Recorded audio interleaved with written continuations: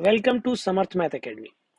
आज इस वीडियो में हम 10 दिसंबर 2017 को आयोजित एमपी पटवारी एग्जाम में पहली शिफ्ट में मैथ्स के जो क्वेश्चंस पूछे गए थे उनके सॉल्यूशंस देखेंगे। मैथ्स के क्वेश्चन स्टार्ट होते हैं क्वेश्चन नंबर 21 से, जो कि सेकेंड सेक्शन था इस पेपर में, general maths and general aptitude. इस सेकेंड सेक्शन में मैथ्स और रीजनिंग के टोटल 20 क्वेश्चन हैं। तो आइए शुरुआत करते हैं पहले क्वेश्चन से। क्वेश्चन नंबर 21, हमारा मैथ्स का पहला प्रश्न है, तीन संख्याओं का योगफल 204 है। प्रथम और द्वितीय का अनुपात 2:3 है और द्वितीय और तृतीय का अनुपात 5:3 है। तो द्वितीय संख्या ज्ञात कीजिए। तो देखिए, ए बी सी हम मान लेते हैं पहली, दूसरी और तीसरी संख्या को। तो इसमें ए और बी का अनुपात दिया है 2:3 और बी और सी का दिया है 5:3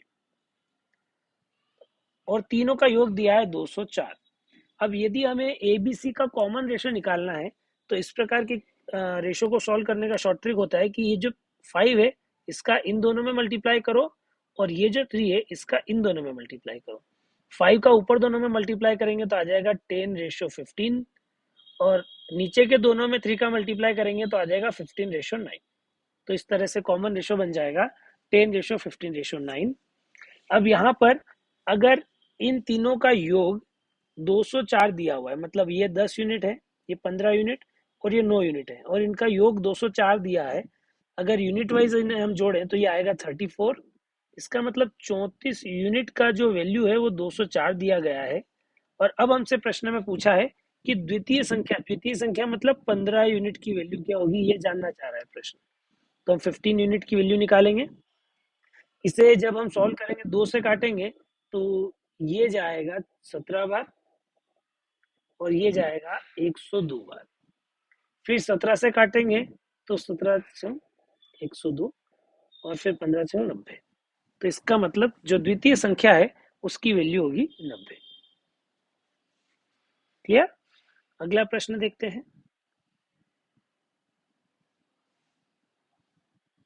वर्ग 6/6 का है और सभी पट्टियां 1 इकाई के बराबर चौड़ाई की है। तो आच्छादित काले वर्ग का अंश है। ठीक है, मतलब ये जो पूरा वर्ग है इसकी लंबाई और चौड़ाई 6 की है, ये प्रश्न में दिया हुआ है। और ये जो काली पट्टियां हैं, सभी पट्टियां, उनकी जो चौड़ाई है वो 1-1 इकाई की है, काली वाली की भी और सफेद वाली की भी। ठीक है, तो प्रश्न ये कह रहा है कि ये जो काला वाला भाग है ये कुल वर्ग का कितना भाग है, ये हमें ज्ञात करना है। तो कुल वर्ग की अगर हम बात करेंगे तो कुल वर्ग का क्षेत्रफल हो जाएगा 6 × 6 मतलब 36, है ना। अब यदि हमें काले वाले वर्ग का भाग निकालना है तो इसके लिए हम क्या करेंगे कि देखो, ये पहली जो काली पट्टी है इसका क्षेत्रफल निकालने के लिए हम क्या कर सकते हैं कि कुल वर्ग जो है 36, उसमें से ये जो सफेद वाला वर्ग है उसको घटा देते हैं। तो सफेद वाले वर्ग की लंबाई भी 5 होगी और चौड़ाई भी 5 होगी, क्योंकि उसमें से हमने काली वाली चौड़ाई को घटा दिया है। तो 5 × 5 हो जाएगा 25। तो ये जो पहली वाली जो काली पट्टी है उसका क्षेत्रफल हो जाएगा 11। इसी तरह से दूसरी वाली काली पट्टी का क्षेत्रफल हम निकालेंगे। दूसरी वाली जो काली पट्टी है उसकी लंबाई और चौड़ाई होगी 4, है ना। तो इसलिए कुल वर्ग का क्षेत्रफल उस केस में आएगा 16। उस 16 में से हमें सिर्फ काली का क्षेत्रफल निकालना है तो ये सफेद वाले वर्ग का क्षेत्रफल घटा देंगे। ये सफेद वाले वर्ग की लंबाई और चौड़ाई आएगी 3 और 3, मतलब क्षेत्रफल हो जाएगा 9। 16 में से 9 आप घटाओगे तो ये बचेगा 7। ठीक, और इसी प्रकार से अब पूरे बड़े में से ये जो सबसे लास्ट वाली काली पट्टी बची है इसका क्षेत्रफल यदि निकालना चाहते हैं तो इसकी लंबाई और चौड़ाई आएगी 2 और 2, तो इसका क्षेत्रफल बनेगा कुल 4। ये पूरा क्षेत्रफल कुल 4 बनेगा। इसमें से अब अगर मुझे ये सफेद वाला क्षेत्रफल घटाना है तो इसकी लंबाई और चौड़ाई बनेगी 1-1, इसका मतलब मुझे माइनस करना पड़ेगा 1, तो ये क्षेत्रफल मिलेगा 3। तो जो काली काली पट्टियों का क्षेत्रफल है वो इन तीनों का योग होगा, इन तीनों को जोड़ने पर आएगा 21। तो काला क्षेत्रफल तो आ गया 21 और कुल क्षेत्रफल है 36।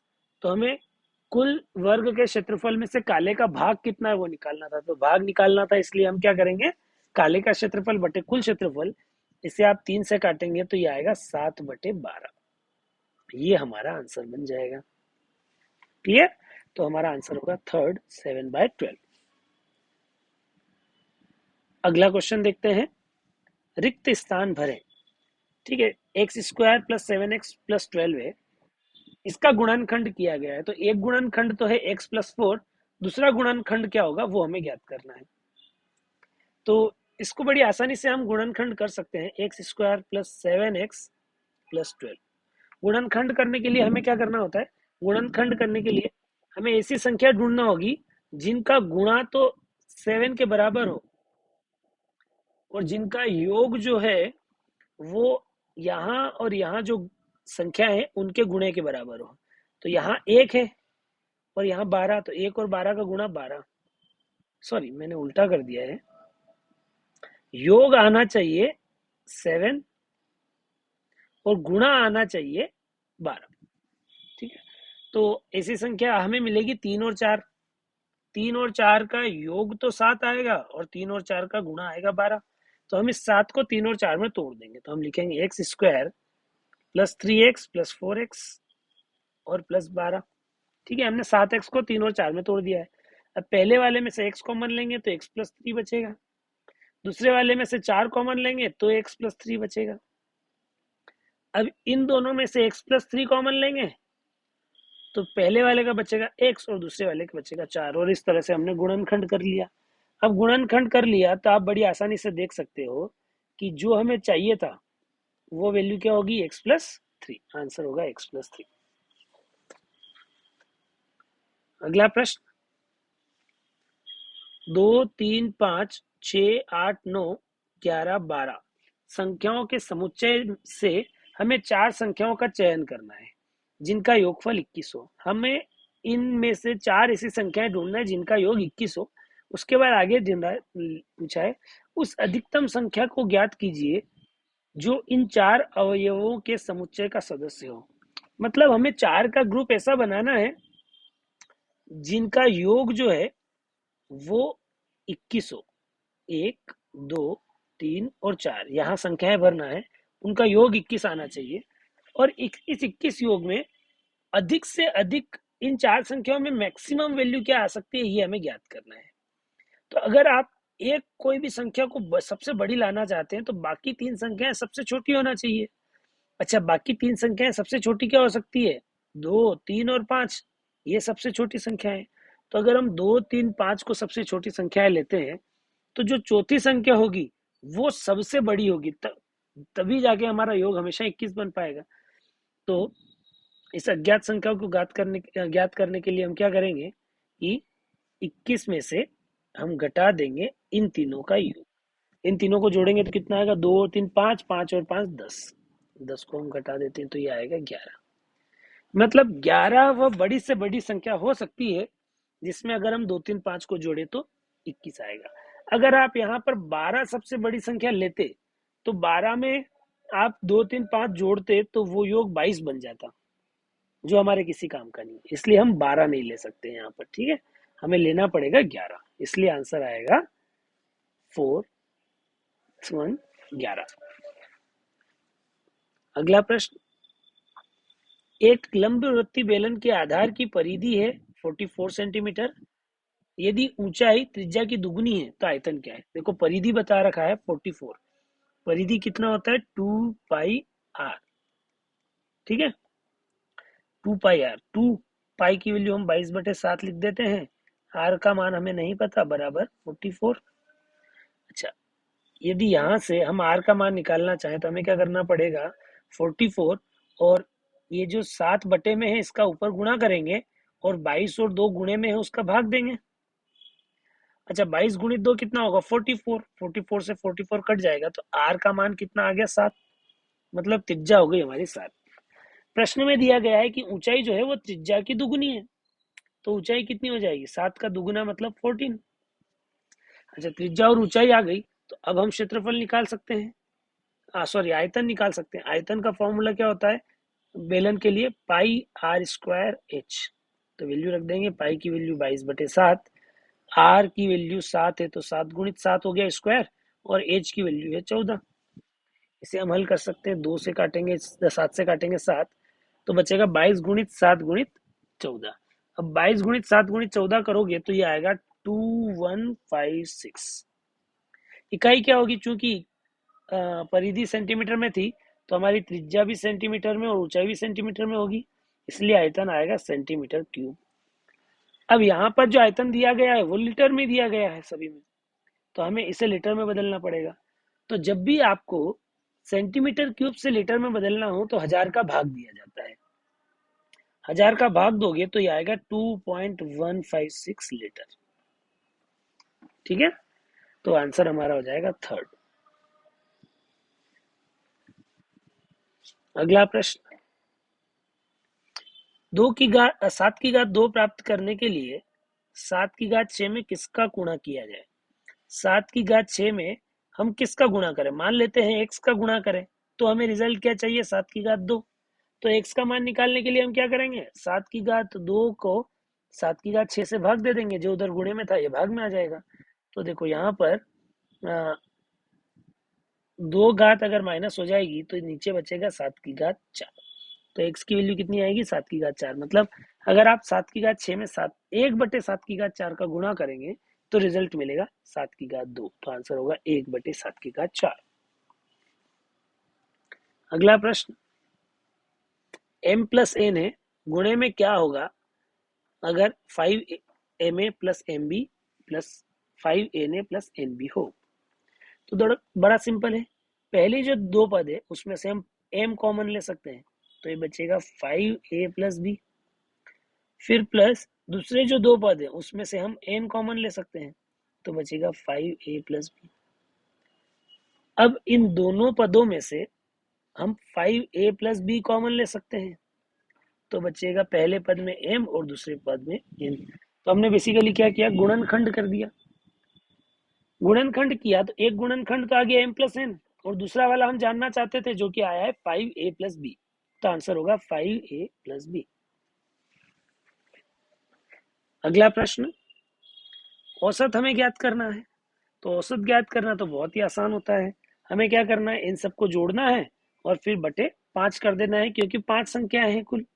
तो 17 plus 76 plus 24 plus 45 plus 13 divide by 5। ठीक है, तो इन्हें अगर आप जोड़ेंगे तो ये योग आपका आएगा 3 और 5 8, 4 12, 12 और 6 18, और 7 25 का 5 हासिल आया 2। फिर 2 और 1 3, 3 4 7, 2 9, और 7 16, और 1 17 बटे 5। इसे भाग दे देते हैं, 5 दिया 15, बचा 2, 5 5 25, औसत आएगा 35। अगला प्रश्न, एक कक्षा में विद्यार्थियों ने गणित की परीक्षा दी, 2/3 लड़कों और 3/4 लड़कियों ने परीक्षा उत्तीर्ण कर ली। यह देखा गया कि लड़के और लड़कियों की बराबर संख्या ने परीक्षा उत्तीर्ण की। ठीक है, मतलब जितने लड़के पास हुए उतनी ही लड़कियां पास हुई। तो विद्यार्थियों की न्यूनतम संभावित संख्या क्या होगी। देखो, अगर हम मान लेते हैं कि बी बॉयज है, मतलब लड़के हैं, और जी संख्या है लड़कियों की, तो जितने लड़के हैं उसका 2/3 लड़के पास हुए, बी का 2/3 कितना हो जाएगा, बी 2/3 का गुणा कर देंगे बी में, और 3/4 लड़कियां पास हुई है, मतलब 3/4 का गुणा कर देंगे लड़कियों की संख्या में। अब ये जो पास होने वाली संख्या है ये बराबर है, प्रश्न कह रहा है। ठीक, तो यहां से हम बी और जी का अनुपात निकालेंगे। बी और जी का अनुपात कैसे निकालेंगे, देखो बी है, ये जो जी है इसे दूसरी तरफ लेकर जाएंगे तो बट्टे में जाएगा, बराबर 3/4 इधर था, और इधर से जो 2/3 है इसे दूसरी तरफ लेकर जाएंगे तो ये उल्टा हो जाएगा, गुणे में 3/2। इसे हम हल कर सकते हैं आगे, तो b/g कितना आएगा, ये आएगा 9/8। मतलब हम ये कह सकते हैं कि बी और जी का अनुपात है 9:8। मतलब लड़कों की संख्या और लड़कियों की संख्या का अनुपात है 9:8। अच्छा, अनुपात का मतलब क्या होता है कि जो फाइनल रिजल्ट मिलेगा वो या तो वो संख्या होगी या उसका कुछ गुणज होगा। मतलब या तो लड़कों की संख्या 9 और 8 हो सकती है, लड़कों और लड़कियों की, या उसमें 2 का गुणा करें तो हो सकती है 18 और 16, 3 का गुणा करें तो हो सकती है 27 और 24। इस तरह से आगे संख्याएं बढ़ सकती है। अब प्रश्न ने पूछा है कि कक्षा में विद्यार्थियों की न्यूनतम संख्या, न्यूनतम संख्या कब होगी? जब हम लड़कों की संख्या 9 माने और लड़कियों की 8। उससे तो कम हो नहीं सकता, क्योंकि दशमलव में तो लड़कों और लड़कियों की संख्या हो नहीं सकती। तो इसलिए न्यूनतम संख्या होगी लड़कों की 9 और लड़कियों की 8, तो कुल संख्या हो जाएगी 17 विद्यार्थियों की। इसलिए विद्यार्थियों की न्यूनतम कुल संख्या होगी इस प्रश्न में 17। ठीक है, अगला प्रश्न देखते हैं। एक रेलगाड़ी जो 150 मीटर लंबी है 36 किलोमीटर प्रति घंटे की गति से चलते हुए राज को पार करती है। राज को पार करने में कितना समय लेगी? तो राज को पार करने में जो समय लेगी, उसके लिए समय का फॉर्मूला होता है दूरी बटे चाल। दूरी यहाँ पर दी गई है 150 मीटर की। अच्छा, जो चाल दी गई है वो दी गई है 36 किलोमीटर प्रति घंटे की। अब चूंकि दूरी मीटर में है और गति 36 किलोमीटर प्रति घंटे में है, तो उसे हम मीटर प्रति सेकंड में बदल लेते हैं। मीटर प्रति सेकंड में बदलने के लिए किलोमीटर को मीटर में बदलेंगे तो 1000, और जो आर है घंटा, उसे सेकंड में बदलेंगे तो 1 घंटे में 3600 सेकंड होते हैं। ठीक, अब इसे थोड़ा हल कर लेते हैं। 2 जीरो से 2 जीरो काटेंगे, 36 से 36 काटेंगे, तो ये बचेगा, गति बचेगी 10 मीटर प्रति सेकंड की। ठीक, अब हम हल कर लेंगे तो समय हो जाएगा, दूरी है हमारे पास 150 मीटर की, समय है 10 सेकंड का, तो ये हो जाएगा 15, सॉरी,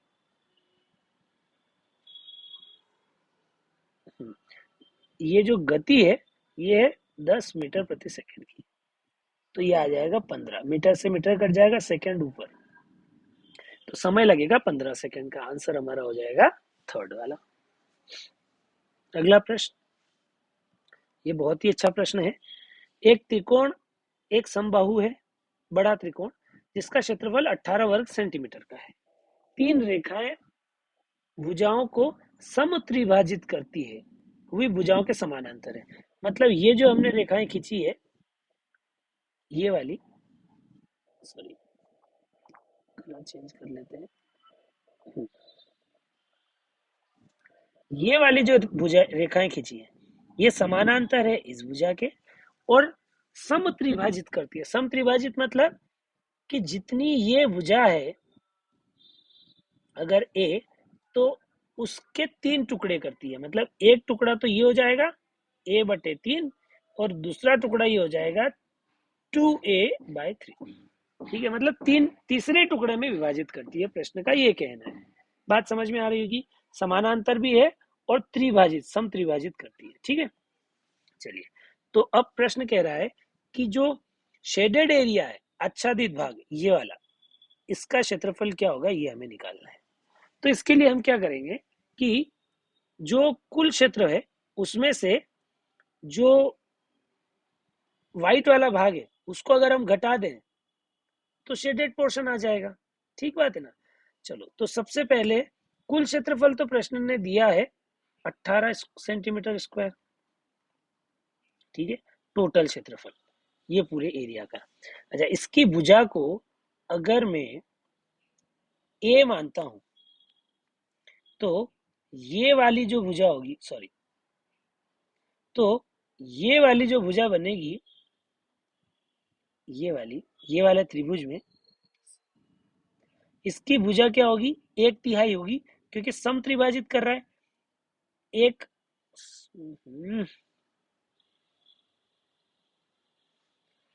a/3 ये हो जाएगा, a/3 ये हो जाएगा, तो ये भुजा भी कितनी होगी, a/3। ठीक है, तो उसी प्रकार ये जो ग्रीन कलर में आपको त्रिभुज दिख रहा है, ये समबाहु त्रिभुज बन जाएगा, जिसकी भुजा होगी a/3। चलो, अभी आगे बढ़ते हैं। ये जो पूरा त्रिभुज है, इसकी भुजा है ए और इसका क्षेत्रफल है 18, तो समबाहु त्रिभुज के क्षेत्रफल का फॉर्मूला होता है √3/4 a², जिसकी वैल्यू यहाँ पर है 18। अच्छा, अब अगर सफेद वाले त्रिभुज की बात करें, छोटे वाले की, तो उसके क्षेत्रफल को अगर मैं A1 कहूँ तो उसका क्षेत्रफल होगा √3/4 भुजा का वर्ग। भुजा कितनी है? A/3, उसका वर्ग। इसे आप अगर हल करेंगे तो √3/4 a² और 3 का स्क्वायर हो जाएगा 9। अच्छा, ये जो ये वाला भाग है, इसकी वैल्यू ऑलरेडी हमें पता है कितनी है, 18 है, क्योंकि ऊपर ये दिया गया है। तो ये हो जाएगा 18 और बटे में 9, तो इसका क्षेत्रफल आएगा 2। अच्छा, एक सफेद क्षेत्रफल अगर 2 है तो हमें सफेद वाले 3 है, ऐसे उन तीनों का निकालना है। तो सफेद वाला जो क्षेत्रफल होगा वो हो जाएगा 3 × 2, मतलब 6। अब अगर सफेद वाला 6 है और कुल अगर 18 है, तो जो शेडेड पोर्शन है वो कितना हो जाएगा? कुल में से सफेद वाला घटा लें, मतलब 12, तो शेडेड पोर्शन हो जाएगा 12 सेंटीमीटर स्क्वायर। ऑप्शन आंसर होगा 12। बहुत अच्छा क्वेश्चन था ये, आई होप सबको समझ में आ गया होगा। अगला प्रश्न देखते हैं। आईटी पाठ्यक्रमों का चयन करने वाले छात्रों की संख्या 23% की कमी आ गई। ठीक है, जो स्टूडेंट आईटी सिलेक्ट करते थे उसमें 23% की कमी आ गई। कमी आने के बाद यदि वर्तमान में संख्या 1540 है, तो आईटी पाठ्यक्रमों का चयन करने वाले छात्रों की मूल संख्या क्या थी? मतलब कमी आई उससे पहले क्या थी? तो देखो, मान लेते हैं पहले 100% स्टूडेंट आईटी का चयन करते थे, अब उसमें आ गई है कमी 23% की। 23% की कमी आने के बाद अब कितने चयन करेंगे? 77% विद्यार्थी चयन करेंगे। तो ये जो 77% विद्यार्थी चयन कर रहे हैं आईटी का, इसकी वैल्यू प्रश्न ने दी है 1540। तो पहले मतलब जब 100% थे तब उनकी वैल्यू कितनी थी, ये निकालना है। तो यहाँ पर बड़ी आसानी से हम निकाल सकते हैं कि 77% का मान यदि 1540 है तो 100% का मान क्या होगा, इसे सॉल्व कर सकते हैं। इस कैलकुलेशन को जब आप सॉल्व करेंगे तो ये रिजल्ट आपको मिलेगा 2000। ठीक है, इसलिए आंसर हमारा होगा 2000। अगला प्रश्न, 5 वर्ष पूर्व एक्स और वाई की आयु का अनुपात था 6:5। एक्स और वाई की आयु का अनुपात 6:5 था, कब? 5 साल पहले। अच्छा, 10 वर्ष पश्चात उनकी आयु का अनुपात 8:7 होगा। मतलब आज की बात नहीं हो रही है, आज के भी 10 साल बाद उनकी आयु का अनुपात कितना होगा? 8:7। तो वाई की आयु क्या होगी ये ज्ञात करना है। ठीक है, अब देखो, एक बात तो है आज से 5 साल पहले की, और एक बात है आज से 10 साल बाद की। तो इनके बीच का जो अंतर है वर्षों का, वो कितना हो जाएगा? 15 वर्ष का। मतलब ये जो बात हो रही है 15 वर्ष के बाद की बात हो रही है, दूसरी वाली। चलो, अगर मैं पहले जो आयु अनुपात 6:5 दिया है उसमें अगर आयु मानना चाहूं तो मैं दोनों में एक किसी संख्या का गुणा कर दूंगा। तो पहले आयु थी 6a और 5a। अब अगर उसमें 15 वर्ष हम जोड़ लें और 10 वर्ष बाद की आयु की बात करें, तो 15 वर्ष बाद एक्स की आयु थी ये और वाई की आयु थी ये, 15 वर्ष बाद, है ना, मतलब आज से 10 वर्ष बाद। अब अगर आज से 10 वर्ष बाद जो आयु है उसका अनुपात हम निकालें तो वो प्रश्न ने दिया है 8/7। तो इससे हम हल करते हैं और एक ही वैल्यू निकालने की कोशिश करते हैं। क्रॉस गुणा करेंगे तो 7×42 है, प्लस 15 × 7 रहने देता हूं मैं अभी, बराबर 8×5 = 40 है, प्लस 15×8 रहने देता हूँ। अब अगर इसे हल करेंगे, ये 40a दूसरी तरफ जाएगा तो 42 में से 40 जाएगा तो 2a, और ये 15 दूसरी तरफ जाएगा 15×7, तो 15×8 में से 15×7 घटाएंगे तो बचेगा 15।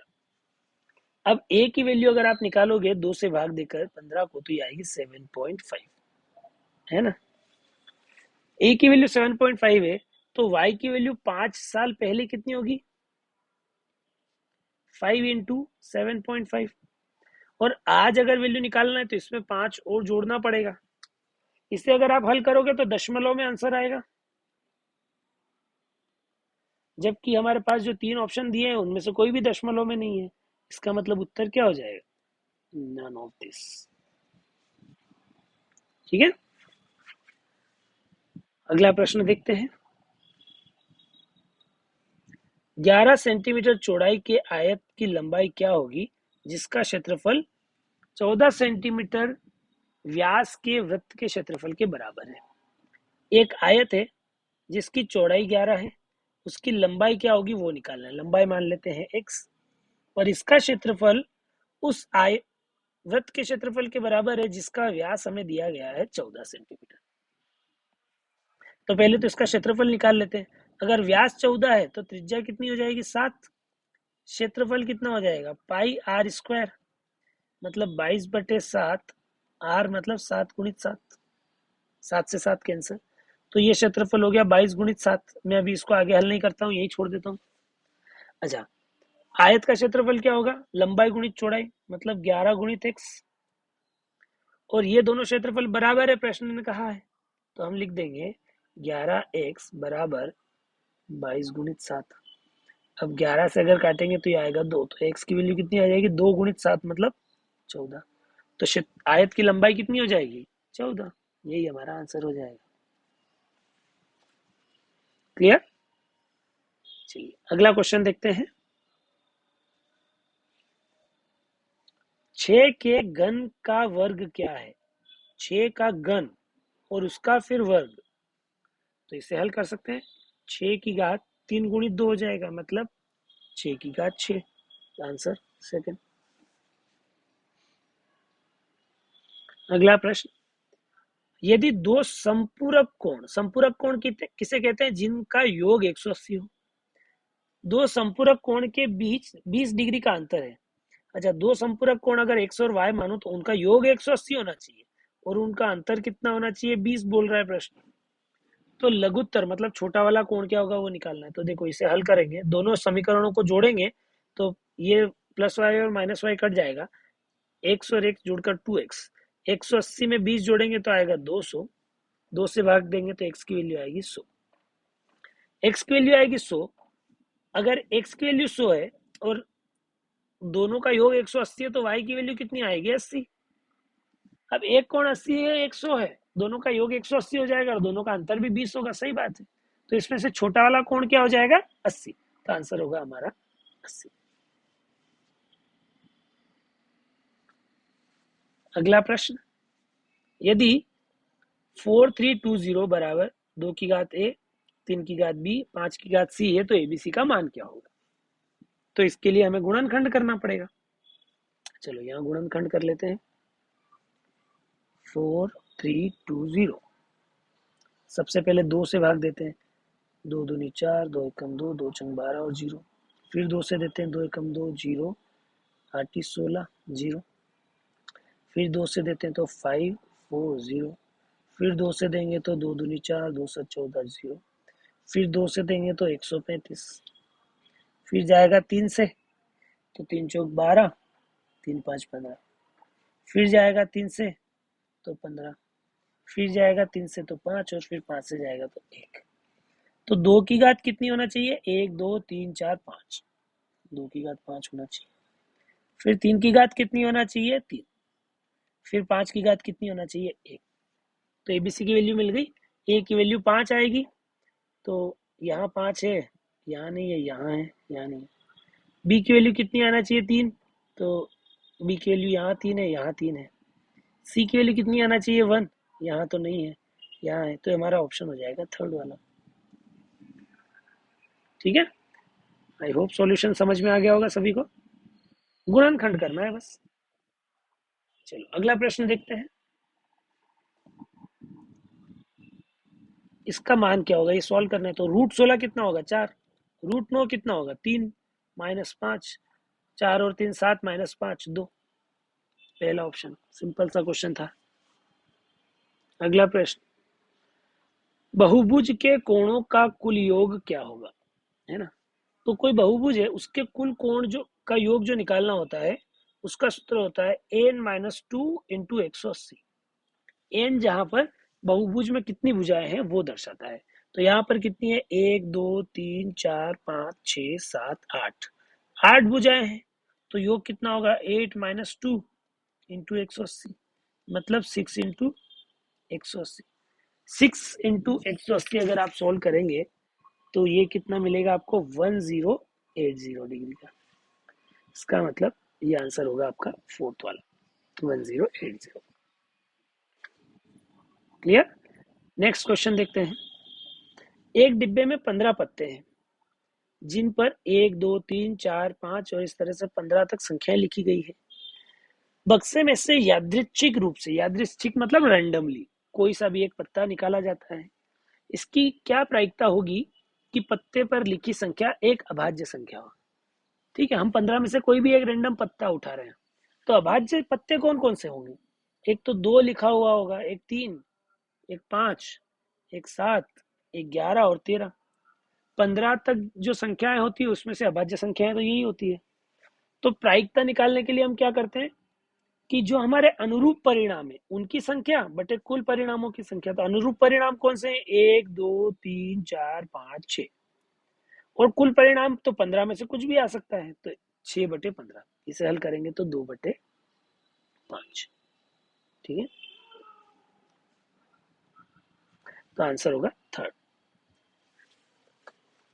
प्रायिकता का एक प्रश्न लगभग आता है, और अगर आपको प्रायिकता या क्रमचय संचय में कोई भी डाउट हो तो इस पर हमने एक पूरी सीरीज बना रखी है। यहाँ आई बटन पर आपको उसके वीडियो मिल जाएंगे, यहाँ पर क्लिक कर कर आप प्रायिकता समझ सकते हैं।